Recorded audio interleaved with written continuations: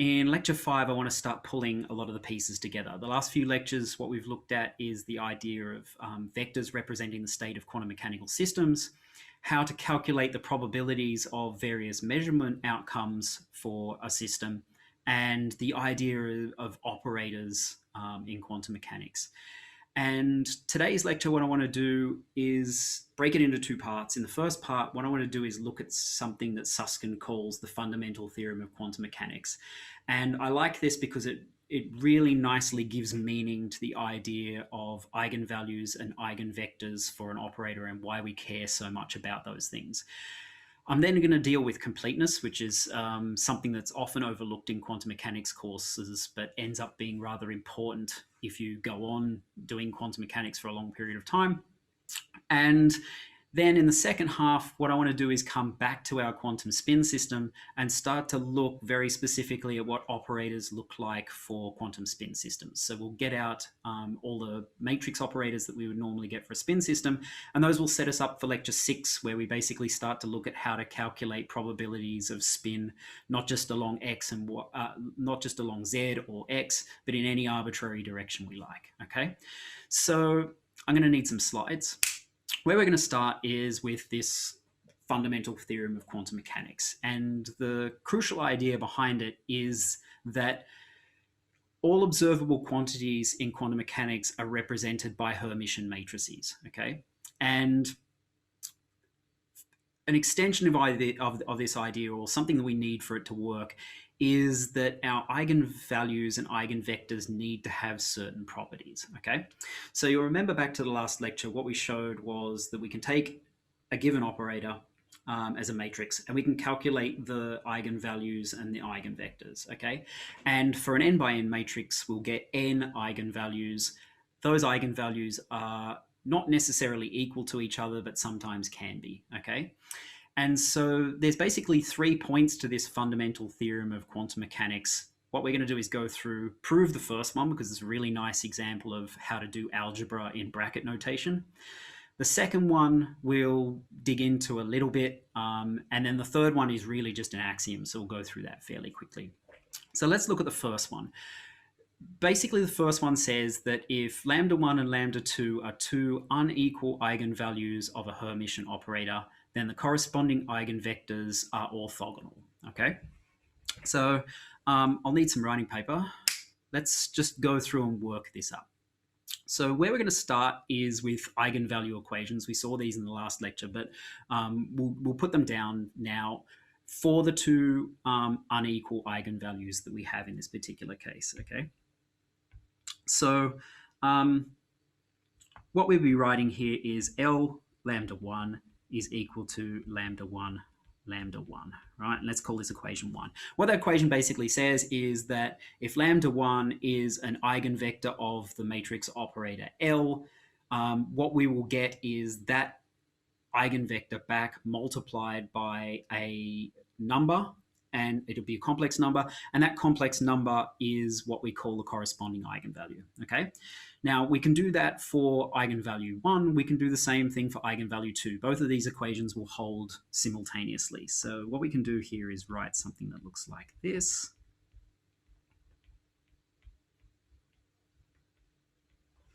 So, okay. So as I've mentioned in the last lectures, a lot of developing mathematical frameworks sometimes is just playing around and finding out what the rules of the system are. And so what I'm going to do here is going to look like a really obvious derivation, but at the end it's really arrived at from either trying to prove a relation or playing around and finding out that it has significant meaning, right? And in this particular case, what we're going to show is that if the two eigenvalues are not equal, the corresponding eigenvectors have to be orthogonal. Okay, so the way we can do this is, first, we're going to take the first equation and we're going to take the conjugate of it. Okay, so conjugate of equation 1 will give us something that looks like this. Lambda 1 L dagger is equal to lambda 1 star lambda 1. Okay, and you'll notice here I'm obeying the same conventions I was talking about in the last lecture, with bras being over on the left, kets being over on the right. matrices always end up against the long line for the bracket, and numbers I can put pretty much anywhere I like, okay? All right, we know that our operator here is Hermitian. They always are in quantum mechanics. So we know that L dagger is equal to L. And so we could basically rewrite this thing as lambda 1 L is equal to lambda 1 star lambda 1, okay? Like so. And so let's call this equation 3 just to keep a track of what's going on in here. Okay, we know one other thing in here right at this point, which is that the eigenvalues for a Hermitian operator are real, okay? And so that means that lambda 1 conjugate is equal to lambda 1. And so an additional step I can take right in here is basically just to get rid of that conjugate sign, okay? Any element that's on the diagonal for a Hermitian matrices needs to be reals, otherwise it's not equal to its own conjugate. Okay, so what we can do is take equation 3 now and multiply it by lambda 2, okay? And we're really just doing things because we can here mathematically at the moment. Later on, we'll see that there's a method behind what's going on here. So what we would do here now is put the kets over on the right. And so what this would look like is lambda 1 L lambda 2 is equal to lambda 1 lambda 1 lambda 2. Okay, and so you'll notice the thing on the left is basically an expectation or something that looks like an expectation value. It's not an expectation value because lambda 1 is not equal to lambda 2 in this particular case, but it looks like one. And then the thing on the right is essentially an inner product, okay? So let's call this 4 because we're going to use this in a moment.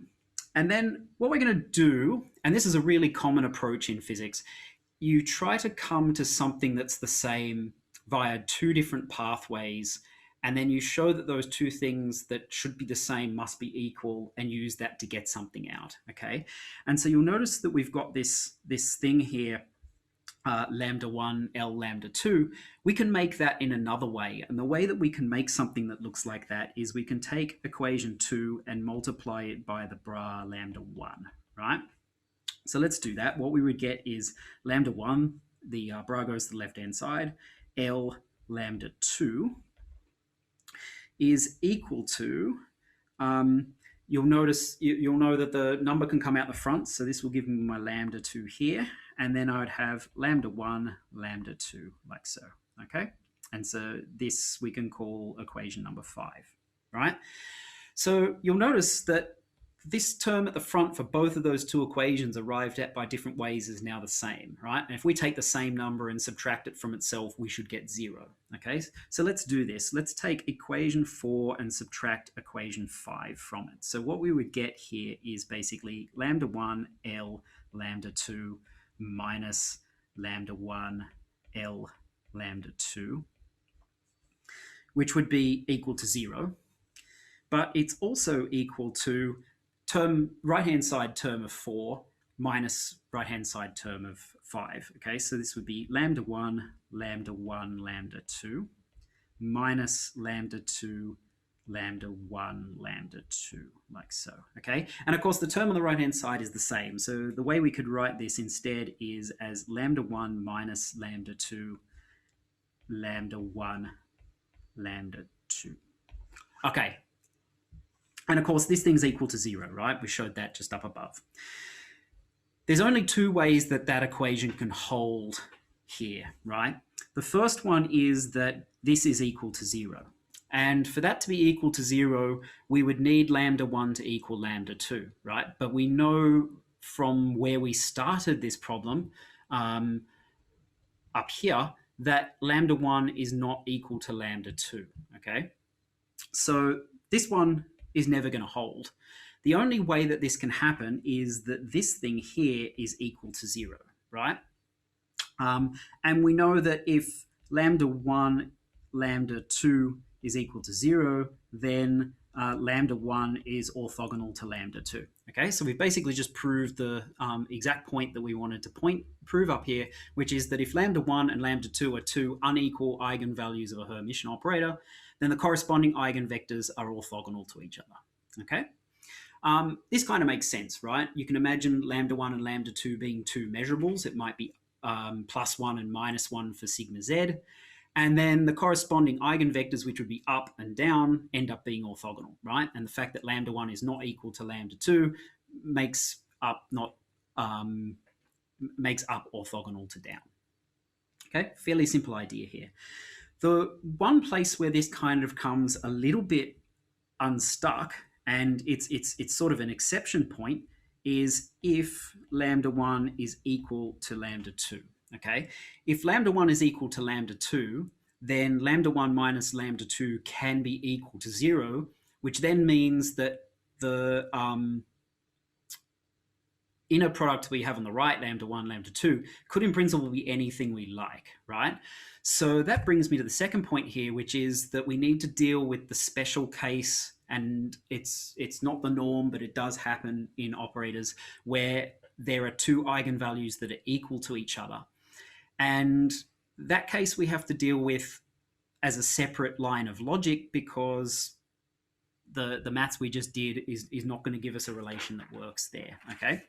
So before I go on to talk about what degeneracy means, let me just stay down this line of logic and show that the corresponding eigenvalues are orthogonal even if lambda 1 equals lambda 2, okay? So there's a line of logic in here which goes that lambda 1 and lambda 2 are basis vectors, right? So we have this idea that they correspond to something that's measurable. And we may not yet be able to say that they're orthogonal because, you know, the previous line of argument that we did doesn't work very well if lambda 1 is equal to lambda 2. But we know they're linearly independent, right?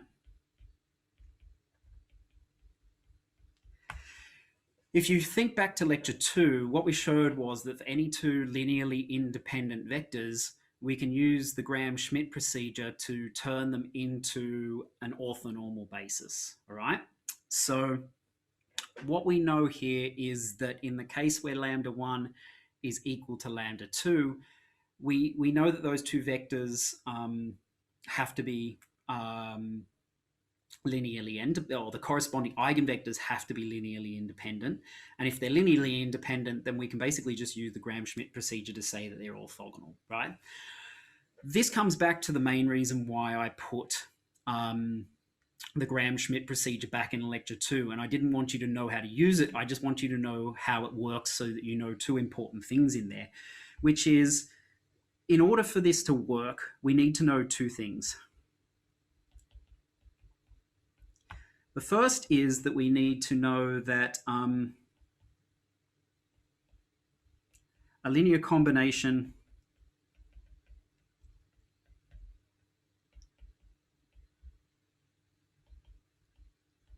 of two eigenvectors is an eigenvector.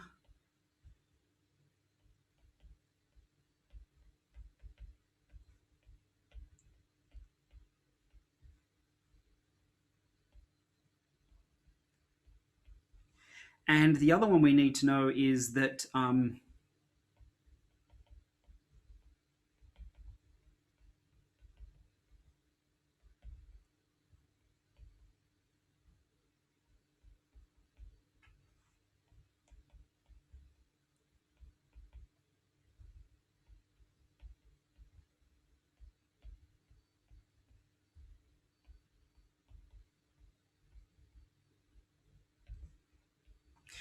is the unit vector of an eigenvector also an eigenvector with the same eigenvalue? And so the idea we're taking here is that what we need to do if we're going to invoke the Gram-Schmidt procedure to get us out of trouble in this second point where the corresponding eigenvalues are equal,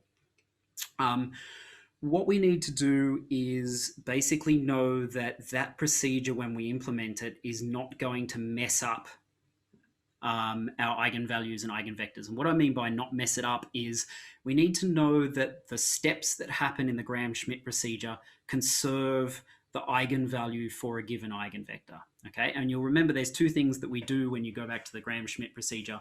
One is that you basically take a vector and you make it the unit length, you divide it by its own length. And the other one was that you did a subtraction, right? A subtraction is really just a linear combination. You're adding something to a negative number. And so what we want to check there is that those conserve the eigenvalues, because if they do, then the way to handle this second point here is just to invoke the Gram-Schmidt procedure to cover off eigenvector lambda 1 and eigenvector lambda 2 being orthogonal. Okay, so these are pretty quickly proven, and I'll just go through them because they're actually kind of nice to do in here. So what we're going to do here is start with our two eigenvalue equations again. So lambda 1 is lambda 1, and L on lambda 2 is equal to lambda 2, lambda 2. And what I'm going to do here is go that lambda 1 is equal to lambda 2. And just to avoid having to write 1s and 2s all the time, what I'm going to do is basically just call this lambda. Okay, really common thing to do when two things are equal. So the way we could write this here is basically we can get rid of this subscript here and get rid of this subscript here, and basically just say that if I operate the operator L on lambda 1, I will get lambda times lambda 1. I have an eigenvector go through, but there's a common eigenvalue. And then if L operates on lambda 2, I get lambda times lambda 2, and that lambda is the same whether I do it on lambda 1 or lambda 2, right? So this is really just the coincidental case where lambda 1 is equal to lambda 2 in terms of the eigenvalues. Okay, so let's deal with the linear combination first. What we can do here is just come up with some arbitrary linear combination. Let's call this A. So A will just be alpha times lambda 1 plus beta times lambda 2. And the whole point here is just to show that we conserve eigenvalues on the way through when we do this. Okay, so let's say we've got operator L acting on our state A. This will be you know that we can pull the numbers out the front. So this will be alpha L lambda 1 plus beta L lambda 2. Okay. And of course, now we can operate the operator on the states here to get the eigenvalues. So this will be alpha lambda 1 plus beta lambda 2 just here. Okay. Of course, we can common factor this out. So the lambda will come out the front. Lambda alpha lambda 1 plus beta lambda 2. And so this thing is just lambda A. Okay, so what we've basically shown is that we can take the linear combination of two vectors with a common eigenvalue, and that linear combination will also have the same eigenvalue, which is just lambda down here. Okay, so that's the first part of this done. The second part of this is just to show what happens for our unit vector case. And so for our unit vector case, what we're going to do is just define A as lambda 1 on lambda 1 on the length of lambda 1. So we're basically just dividing a vector by its unit vector. And so really what we're saying here is just that A is equal to the unit vector. Oops. Let's write properly. Lambda 1 hat. Okay, so we're just turning it into a unit vector essentially. And so what we're going to do is go through the same line of logic. So now we're going to act L on our state A here. And so this would be L lambda 1 on lambda 1, like so. Okay, and of course we know that the length is just a number, right? So the way we can write this is as 1 on lambda 1 L lambda 1. And then of course we act that operator. So now we've got 1 on lambda 1 lambda 1 just here. Okay, and then we can rewrite this to look a little bit like this. This is probably a pedantic step, but let me just do it just so it's really clear, like so. And this is really just lambda times our original state A, okay? So what we've just shown is that if we take the linear combination of two eigenvectors, the eigenvalue is conserved. And if we take the unit vector of an eigenvector, the eigenvalue is conserved as well. Those two things are steps in the Gram-Schmidt procedure. The Gram-Schmidt procedure basically says we can take any linearly independent vectors and turn them back into an orthonormal basis. And so the net result of this is that whether two eigenvalues are unequal or equal, the corresponding eigenvectors can be shown to be orthogonal, okay? Now, what we tend to do here is use a term that we call degeneracy to describe the case where two different eigenvectors have the same value. And what this basically means is if what we did was say, look, lambda 1 is equal to lambda 2, and so we'll consider them the same, and we'll only have one eigenvector for them, because they must be the same eigenvector, right? That's a wrong statement. And that's a wrong statement because what we're really saying here is that we've got two separate states, and all that happens when the eigenvalues are equal is that they happen to have the same measurement outcome, but they're not necessarily the same state, okay? And if what we do is basically just say, oh, we'll collapse those two vectors into one, what we're actually doing is building a mathematical framework where we're missing a piece, right? We're missing the possibility of two particular states having the same energy or having the same measurable outcome at some particular point. Okay. To give you an example of this, if you think back to sort of your atomic theory from your first year lectures, what you probably know is that you've got a nucleus and you have a whole pile of energy levels, and it's possible to be in different states but have the same energy level, right? So your first level has one state, your second level has 4 states, your third level has 9 states, and so forth. And those are distinct, separate states. They just happen to have the same energy, right? It's the same idea that you're getting here. The eigenvalue is the observable outcome, so the measurement of the energy. The eigenvector corresponds to the state of the system. If we took those multiple possibilities that happen to have the same energy and just merge them into one, when you do things with atomic spectra, for example, as you'll see in your high year lab courses, you'll learn about it in chemistry as well. You can often break the degeneracy that you have in atomic systems and basically take those different states and move them apart in energy, right? And then what you've got is a case where you've got two orthogonal states that at an initial position have lambda 1 equal to lambda 2. And then what you do is you do something to the system and you basically make lambda 1 slightly not equal to lambda 2. If what you've done is basically said, well, those things are the same state because they have the same eigenvalue, then your mathematical framework can't deal with the fact that you can separate those things. Okay, and so this is why we have this idea in quantum mechanics that every single eigenvalue for a operator corresponds to its own eigenvector, and we have a full set that spans the set for the matrix. Okay, so if you have an n by n operator, you'll have n eigenvalues. All the ones that are different are orthogonal. All the ones that are the same correspond to orthogonal vectors as well. And in a sense, you can see this is just sort of being circularly consistent. We started out in quantum mechanics by saying what we're going to do is make a vector space where every possible measurable outcome has a dimension in the space, right? So our quantum spin system had a possible up and down, and so there's 2 dimensions in that space which end up being up and down. If what we were to do then is to say, well, actually now the 2 measurable outcomes are the same, we're going to collapse this down now to a 1-dimensional space, we would lose that ability to have those separate measurements just because 2 numbers happen to be the same. Okay, so really we're just being internally consistent with this idea that when we started, what we did was have a number of dimensions that is equal to the number of possible measurable outcomes.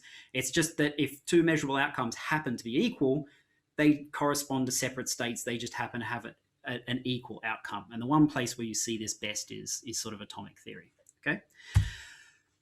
So the third point here, and this is something of a mathematical axiom. I'd have to go off into long tracts of some of your maths courses to prove this one. So we're just going to take this as a given. And it's that the eigenvectors of a Hermitian operator are a complete set. And what that means is that any vector the operator can generate can be expanded as a sum of its eigenvectors. The easiest way I can think about this is to think about the nature of vector spaces.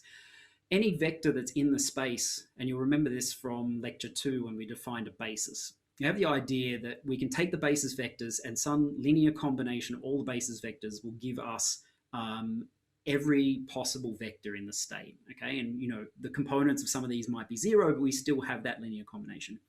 And so what we really have is this idea that the basis forms a complete set for the space, which basically means that every vector we have, the complete set of vectors can be described by that basis, right? That's this idea of completeness that I'll come back to in a second.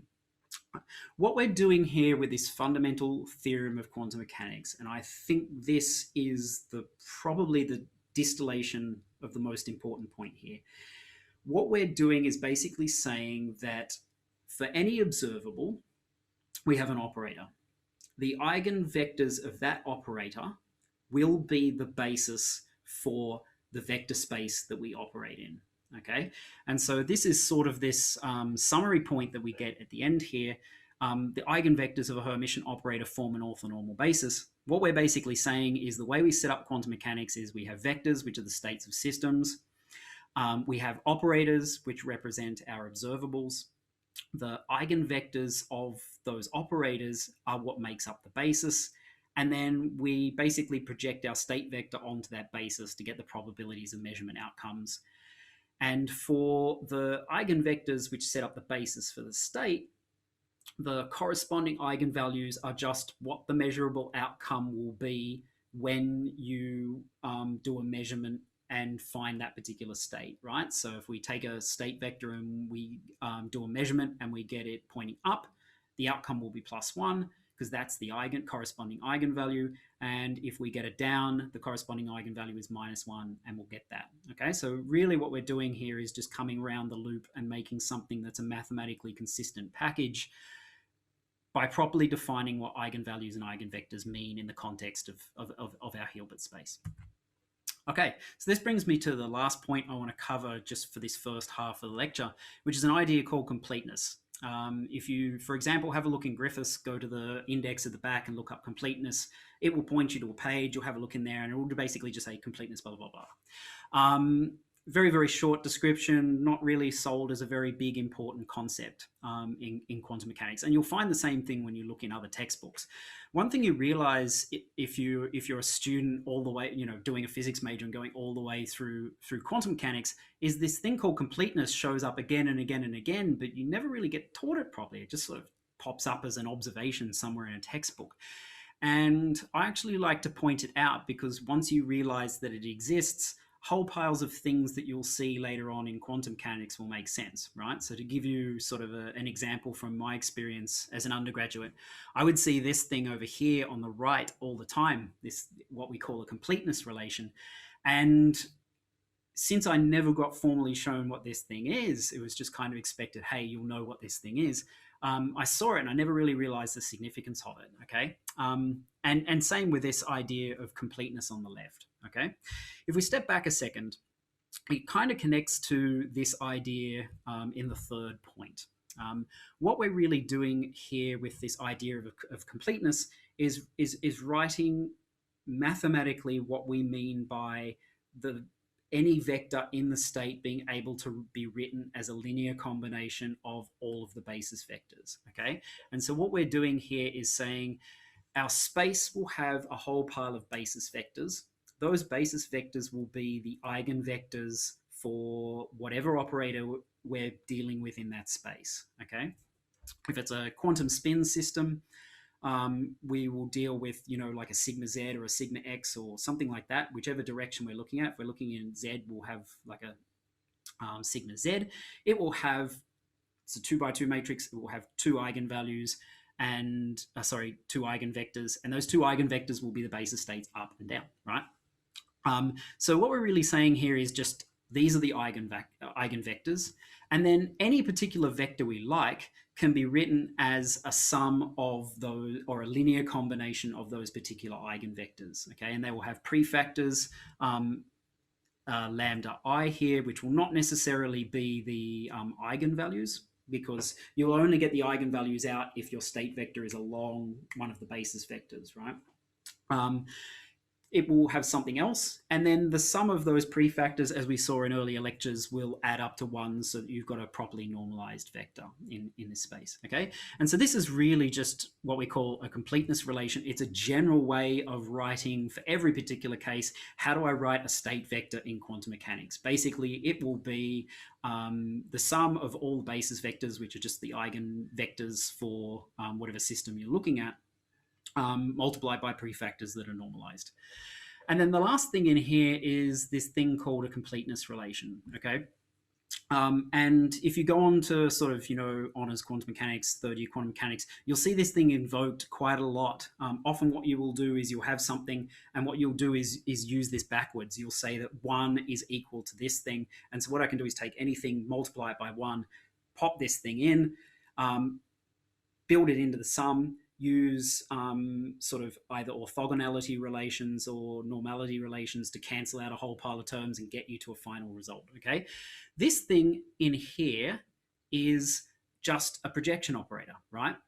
You can imagine that we can take any of our particular eigenvectors and slot them in there. So what this is really saying, you could imagine for our spin system, we've got two possible eigenvectors up and down. So what this is the sum of up, up plus the sum of down, down. If you imagine up, up in here, this is really just the projection operator for measuring a spin up. And then if you put down in here, that's a projection operator for measuring spin down. And of course, the probability of getting down and the probability of getting up must add to 1. So all this relation here really says is that the probability of all the measurable outcomes has to be equal to 1, right? Really, this is just saying that the entire probability space for the system will be covered by all of the possible measurable outcomes. That's all it is, okay? Anyway, I just wanted to highlight these because when I was an undergraduate, this is probably one of the biggest sticking points I had, was that people started using completeness relations and completeness without actually ever telling me what they were. And I want to try and correct that error by making sure right here in this second year course, you see what these are, so that later on when they pop up, they make complete sense, okay? So I think we'll finish here for the first half, take a little bit of a break, and we'll come back and look in detail at spin matrices for our quantum spin system, so that some of the more abstract ideas we've been playing with this first half of this lecture and the last lecture start to make a little bit more sense.